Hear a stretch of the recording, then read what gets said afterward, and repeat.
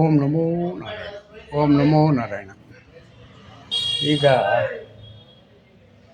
ಓಂ ನಮೋ ನಾರಾಯಣ. ಇವಾಗ ನಾನು ಏನು ಹೇಳಕ್ಕೆ ಬಂದಿದ್ದೀನಿ ಅಂದರೆ, ಯಲಹಂಕ ಹತ್ರ ಕೋಗಿಲ ಲೇಔಟ್ ಅಂತೆ, ಕೋಗಿಲ ಲೇಔಟ್ ಅಂತ ಮಾಡಿಬಿಟ್ರು ಅದನ್ನ. ಅದು ಕೋಗಿಲ ಇದು ಸ್ಲಮ್ ಏನು ಕಚ್ಚಡ ಹಾಕೋದಕ್ಕೆ ಮಾಡಿದಂಥ ಏರಿಯಾ ಅದು ಈಗ ಲೇಔಟ್ ಆಗ್ಬಿಟ್ಟಿದೆ. ಏನ್ರಿ ಇದು ಸುದ್ದಿ ಸಮಾಚಾರಗಳು, ರಾಜಕಾರಣಿಗಳು ಅವರು ಬಾಯಿಗೆ ಬಂದಾಗೆ ಹೇಳ್ಕೊಂಡು ಇದನ್ನು ಮಾಡ್ತಾಯಿದ್ದಾರೆ. ಸುಮಾರು ಅವರಲ್ಲಿ ಒಂದು 250 300 ಮನೆಗಳಿದ್ದು ಅಂತ ಹೇಳ್ತವ್ರೆ. ಇನ್ನೊಬ್ಬರು ಹೇಳ್ತಾರೆ 30 ವರ್ಷದಿಂದ 1995ರಿಂದನೂ ಇದೆ ಅಂತ ಹೇಳಿರ್ತಾರೆ.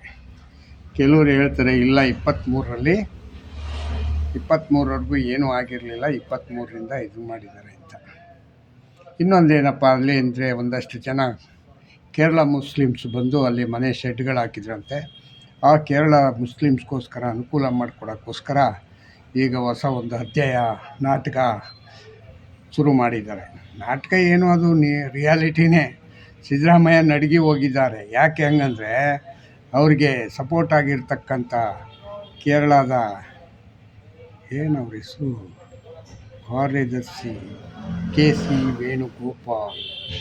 ಸಿ ವೇಣುಗೋಪಾಲ್ ಇರೋದರಿಂದ ಅವರು ಹೇಳಿದ ತಕ್ಷಣ ಹೋಗಿ ಅದನ್ನೀಗ ಸರ್ವೆ ಮಾಡಿಸ್ತಾ ಇದ್ದಾರೆ. ರಾಜೀವ್ ಗಾಂಧಿ ಇದರಿಂದ ಸರ್ವೆ, ಮತ್ತು ಇನ್ನೊಂದು ಸ್ಲಮ್ ಬೋರ್ಡಿಂದ ಸರ್ವೆ, ಇನ್ನೊಂದು ಡಿ ಕೆ ಶಿವಕುಮಾರ್ ಸರ್ವೆ. ಏನ್ರಿ ಸರ್ವೆ ಮಾಡೋದಕ್ಕಿಂತ ಹೆಚ್ಚಾಗಿ ವಿರೋಧ ಪಕ್ಷ ಏನು ಹೇಳ್ತಾ ಇದೆ ಅಂತ ಕೇಳಿಸ್ಕೊಂಡಿದ್ದೀರಾ ನೀವು ಕಾಂಗ್ರೆಸ್ನವರೇ? ಇಷ್ಟು ವರ್ಷ ಅನಾಥರೈಸ್ ಆಗಿ ಬಿದ್ದಿರ್ತಕ್ಕಂಥ ಜಾಗನೀಗ ಅವರು ಕಟ್ಕೊಂಡಿದ್ದಾರೆ ಹೆಂಗಂತ ನಿಮ್ಮ ಡಿ ಸಿಗಳು, ನಿಮ್ಮ ಕಮಿಷನರ್ಗಳು ಯಾಕೆ ನೋಡಿಲ್ಲ? ಯಾಕೆ ಅದನ್ನೀಗ ಮುನ್ನೆಲೆಗೆ ತಂದು ಅದನ್ನು ಸರಿಪಡಿಸಲಿಲ್ಲ?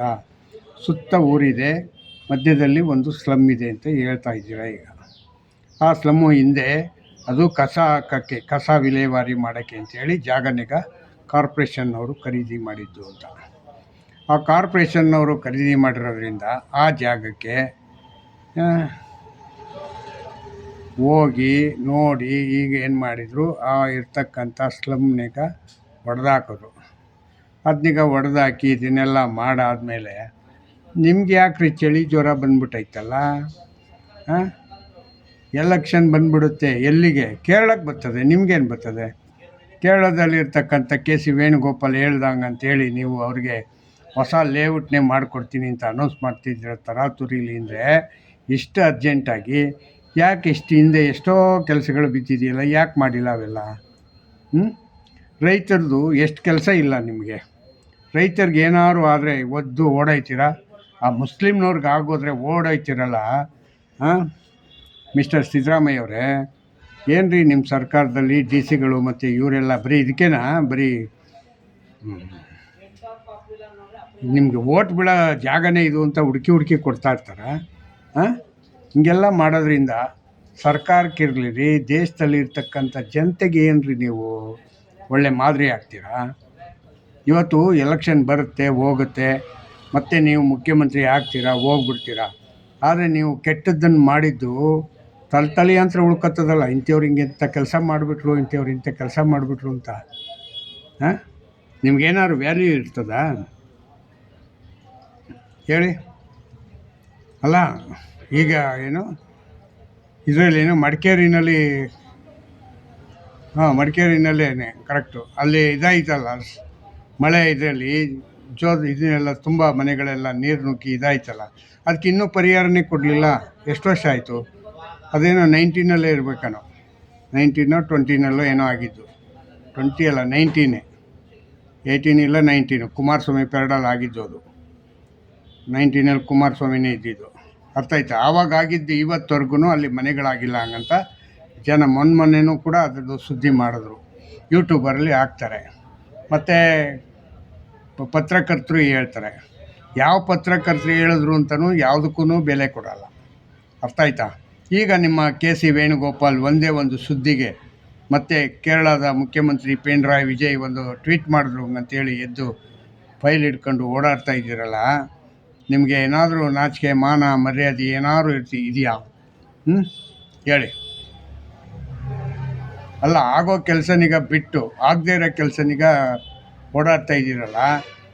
ರಾಜ್ಯ ತುಂಬ ಅಲ್ಲ, ಬೆಂಗಳೂರು ತುಂಬ ರೋಡ್ಗಳೆಲ್ಲ ಹಾಳಾಗಿದೆ, ಅದಕ್ಕೆ ಟಾರ್ ಹಾಕ್ಸಿಲ್ಲ. ಟಾರ್ ಹಾಕ್ಸಪ್ಪ ಹಂಗಂತ ಹೇಳಿ ಅದಕ್ಕೆ ಅದು ಹಿಡ್ಕೊಂಡು ಫೈಲ್ ಓಡಾಡಬೇಡಿ. ಮಿಸ್ಟರ್ ಗ್ರೇಟರ್ ಬೆಂಗಳೂರು ಅನೌನ್ಸ್ ಮಾಡಿದಂಥ ಡಿ.ಕೆ. ಶಿವಕುಮಾರ್ ಅವರೇ, ನಿಮಗೆ ಇದು ಸರಿ ಅನ್ನಿಸ್ತಾ? ಗ್ರೇಟರ್ ಬೆಂಗಳೂರು ಅಂತ ತಕ್ಷಣವೇ ನಿಮ್ಮ ಬ್ರದರ್ಸ್ಗಳಿಗೆ, ನಿಮ್ಮ ಇವ್ರಿಗೆ ಮನೆ ಇಲ್ಲ ಹಂಗಂತ ಮನೆ ಕೊಡ್ಸೋಕ್ಕೆ ಓಡಾಡ್ತಾ ಇದ್ದೀರಲ್ಲ, ನೀನು ಬೇರೆಯವ್ರು ಯಾರು ಇಲ್ವಾ? ಅದೇ ಟಾರ್ಗು ಬೆಂಗಳೂರಿಗೆಲ್ಲ ತುಂಬ ಟಾರ್ ಹಾಕಿ ಇದನ್ನು ಮಾಡಿ ಶೃಂಗಾರ ಮಾಡೋಣ, ಮಳೆಗಾಲ ಬರೋಕ್ಕೂ ಮುಂಚೆನೇ ರೆಡಿ ಮಾಡೋಣ ಹಂಗಂತ ಆ ಥರದ್ದೇನು ಯೋಚನೆ ಇಲ್ಲ. ನಿಮ್ಮ ಅಧಿಕಾರಿಗಳು ಹಂಗೆ ಇದ್ದಾರೆ, ನಿದ್ದೆ ಮಾಡ್ತಾ ಇರ್ತಾರೆ, ನೀವು ಹಂಗೆ ಇರ್ತೀರ. ಅವ್ರಿಗೇನು ತಿಂಗಳ ಸಂಬಳ ಸಾಕು, ನಿಮಗೆ ಗಿಂಬಳ ಇದೆ ಸಾಕು, ಇನ್ನೇನು ಬೇಕು? ಅವ್ರಿಗೆ ತಿಂಗಳ ಸಂಬಳ, ನಿಮಗೆ ಗಿಂಬಳ, ಮತ್ತು ಜನರಿಗೆ ಅಷ್ಟೇ. ಅಲ್ಲ, ಯಾವ ರೀತಿ ನೀವು ಯೋಚನೆ ಮಾಡ್ತಾಯಿದ್ದೀರಾ ಏನು ಅಂತ ಅನ್ನೋದು ಏನೂ ಇಲ್ಲ. ರಂಗಣ್ಣ ಟಿ ವಿನಲ್ಲಿ ಪಬ್ಲಿಕ್ ಟಿ ವಿನಲ್ಲಿ ಅಷ್ಟೊಂದು ಒಗಿತಾನೆ, ಬೈತಾನೆ ಪಾಪ. ಏನಾದ್ರು ಒಂಚೂರು ಭಯ ಐತಾ ನಿಮಗೆ? ಆ ರಂಗಣ್ಣ ಟಿ ವಿ ಹಂಗೆ ಹೇಳ್ತಾನಪ್ಪ, ಸಂಜೆ ಆಯಿತು ಅಂದರೆ ನಾವು ಒಂಚೂರು ಎಚ್ಚೆತ್ಕೊಳ್ಳೋಣ, ನಾವು ಒಂಚೂರು ಗೌರವಯುತವಾಗಿ ಕೆಲಸ ಮಾಡೋಣ ಹಂಗಂತ. ಏನಾದ್ರೂ ಯಾರು ಅಪ್ಪಂದು ಅಂತ ಕೇಳ್ತಾರಪ್ಪ ಅವರು, ಯಾರು ರಂಗಣ್ಣವರು. ಯಾರು ಅಪ್ಪಂದು ಅಂತ ನೀವು ಅದಕ್ಕೆ ಮತ್ತೆ ಲೇಔಟ್ ಮಾಡಿ ಅವ್ರಿಗೆ ಕೊಡ್ತೀವಿ ಹಿಂಗಂತೀರ. ಅದು ಯಾವುದು ಗಮನಕ್ಕೆ ಬರಲ್ಲ ಅಲ್ಲ ನಿಮಗೆ. ಅದು ಇನ್ಯಾವ ರೀತಿ ಮಾತಾಡಿಸ್ಬೇಕು ಆ ಪತ್ರಕರ್ತರುಗಳು? ಇಷ್ಟು ಒರಟಾಗಿ ಮಾತಾಡ್ಸ್ರು ನೀವು ಅದು ಯಾವುದನ್ನು ತಲೆಗೆ ಹಾಕೊಳ್ಳಲ್ವಲ್ಲ ಮಿಸ್ಟರ್ ಸಿದ್ದರಾಮಯ್ಯ ಅವರೇ, ಮತ್ತು ಮುಖ್ಯಮಂತ್ರಿಗಳು ಉಪಮುಖ್ಯಮಂತ್ರಿಗಳು ಇಬ್ಬರು ಜೋಡಿ. ಯಾವಾಗ ನಿಮ್ಮದು ಕುಸ್ತಿ ಕಾಯ್ದುಬಿಟ್ಟು ಜಗಳ ಕಾಯ್ದುಬಿಟ್ಟು ಹಂಗೆ ಸುಮ್ಮನೆ ಆಗ್ಬಿಟ್ಟಿದ್ದೀರಾ? ಏನು ಒಳಗೆ ಏನೇನು ತಯಾರಿ ಮಾಡ್ಕೊಂಡಿದ್ದೀರಾ? ಏನು ಆಗ್ತಾಯಿದೆ? ಎಲ್ಲಿ ಸುದ್ದಿ ಬರ್ತಾಯಿಲ್ಲ ನಿಮ್ಮದು. ಮತ್ತು ನಿಮ್ಮದು ಯಾವಾಗ ಜನವರಿ 15 ಮೇಲೆ, ಅದಕ್ಕೂ ಮುಂಚೆ ಬೇಡ ಹಂಗಂತ ಡಿಸೈಡ್ ಮಾಡಿದ್ದೀರಾ? ಯಾಕೆಂದ್ರೆ ಧನುರ್ಮಾಸ ಅಲ್ವಾ? ನಾನೇ ಹೇಳಿದ್ದೀನಲ್ಲ, 2-3 ಸತಿ ಹೇಳಿದ್ದೀನಿ, ಇನ್ನೂ ಒಂದು ಸತಿ ಹೇಳ್ತೀನಿ ಬೇಕಾದ್ರೆ. ಇವತ್ತೂ ಇನ್ನೊಂದು ವಾಕ್ಯ ಹೇಳ್ತೀನಿ. ಯಾಕೆಂದರೆ ಯಾವುದೇ ಕಾರಣಕ್ಕೆ ಡಿ.ಕೆ. ಶಿವಕುಮಾರ್ಗೆ ಕಾಂಗ್ರೆಸ್ಸಿಂದ ಮುಖ್ಯಮಂತ್ರಿ ಆಗುವ ಯೋಗ ಇಲ್ಲ. ಅರ್ಥ ಆಯ್ತಾ? ಆ ಯೋಗ ಇಲ್ಲ. ಅವರು ಒಂದು ವೇಳೆ ಪಾರ್ಟಿನಿಗ ಸ್ಪ್ಲಿಟ್ ಮಾಡಿಕೊಂಡು ಈಚೆ ಬಂದ್ರೇನಾದ್ರೂ ಆದರೆ ಆಗ್ಬೋದು, ಇಲ್ಲ ಅಂದರೆ ಸಾಧ್ಯವಿಲ್ಲವೇ ಇಲ್ಲ. ಆದರೆ ರಾಹುಲ್ ಗಾಂಧಿಗೆ ನೀವು ಮಾಡ್ತಕ್ಕಂಥ ಯಾವುದೇ ಕೆಲಸಗಳು ಅವರ ಕಣ್ಣಿಗೆ ಬಿದ್ದಿಲ್ಲ. ಡಿ.ಕೆ. ಶಿವಕುಮಾರ್ ಅವರೇ, ಹಿಂದೆ ನೀವು 2-3 ತಪ್ಪು ಮಾಡಿದ್ದೀರಾ, ಅದನ್ನು ಅವರು ನೋಟಿಸ್ ಮಾಡ್ಕೊಂಡವ್ರೆ. ಯಾರು? ಅವರ ಕಾರ್ಯದರ್ಶಿಗಳು ಗೊತ್ತಾ? ಒಬ್ಬ ಸುರ್ಜೇವಾಲಾ, ಒಬ್ಬ ಇನ್ನು ಕೆ.ಸಿ. ವೇಣುಗೋಪಾಲ್, ಮತ್ತು ಇನ್ನು ಮಲ್ಲಿಕಾರ್ಜುನ್ ಖರ್ಗೆ. ನೀವು ಅಮಿತ್ ಶಾ ಭೇಟಿಯಾಗಿದ್ದು, ಮತ್ತು ಪ್ರಧಾನಮಂತ್ರಿ ಮೋದಿನ ಭೇಟಿಯಾಗಿದ್ದು, ಮತ್ತು ಅಲ್ಲಿ ಹೋಗಿ ಸ್ವಾಮೀಜಿ ಹತ್ರ ಮತ್ತೆ ಅಮಿತ್ ಶಾ ಭೇಟಿಯಾಗಿದ್ದು, ಇದೆಲ್ಲ ಸುದ್ದಿಯಾಗಿದೆ.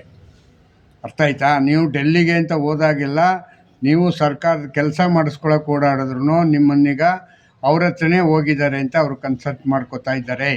ಹಂಗಾಗಿ ನಿಮಗೆ ಮುಖ್ಯಮಂತ್ರಿ ಸ್ಥಾನನೀಗ ಕೊಡೋದಿಲ್ಲ. ಎಲ್ಲಿಗೆ ಹೋಗ್ತಾರೆ? ಹೋಗಲ್ಲ ಇವರು.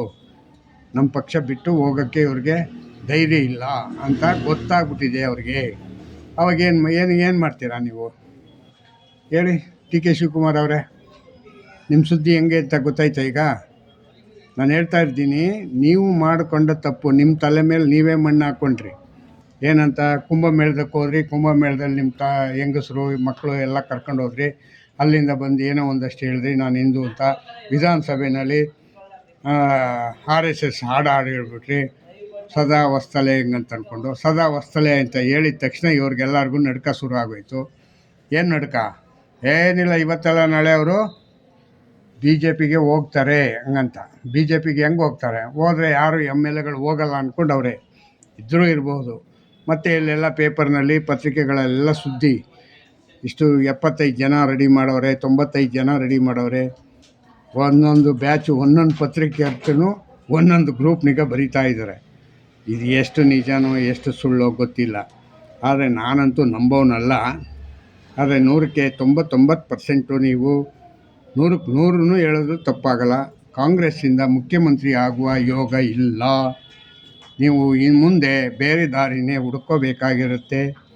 ಜನವರಿ 15 ಆದಮೇಲೆ ಧನುರ್ಮಾಸ ಕಳೆದ ಮೇಲೆ ನೀವು ನಿಮ್ಮ ಪಕ್ಷಕ್ಕೆ ಗುಡ್ ಬೈ ಹೇಳೋಕ್ಕೋ ಇಲ್ಲ ಈಗ ಸ್ಪ್ಲಿಟ್ ಮಾಡಿ ಆಚೆಗೆ ಹೋಗಿ ಏನಾದರೂ ಹೊಸ ತಯಾರಿ ಮಾಡೋಕ್ಕೆ, ಇಲ್ಲ ಹೊಸ ಪಕ್ಷ ಕಾಂಗ್ರೆಸ್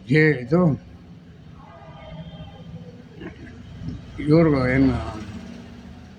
ಏನಿದು ಕಾಂಗ್ರೆಸ್ ಪಕ್ಷ ಡಿ ಕೆ ಶಿವಕುಮಾರ್ ಕಾಂಗ್ರೆಸ್ ಅಂತ ಇಟ್ಕೋಬೋದು. ಅರ್ಥ ಆಯ್ತಾ? ನೀವು ಆ ಥರ ಇಟ್ಕೊಂಡ್ರೆ ಆವಾಗ ಅವ್ರಿಗೆ ಭಯ ಬರ್ತದೆ. ಅಲ್ಲಿವರೆಗೂ ಬರಲ್ಲ. ನೀವು ಎಲ್ಲಿವರೆಗೂ ನಿಮ್ಮ ಪಕ್ಷ ಸಂಘಟನೆ ಹೊಸ್ದಾಗಿ ಅನೌನ್ಸ್ ಮಾಡಲ್ವೋ ಅಲ್ಲಿವರೆಗೂ ಅವ್ರಿಗೆ ಭಯ ಇಲ್ಲ. ಯಾರೂ ಭಯ ಪಡಲ್ಲ. ಅರ್ಥ ಆಯ್ತಾ? ಹಿಂಗಾಗಿದೆ.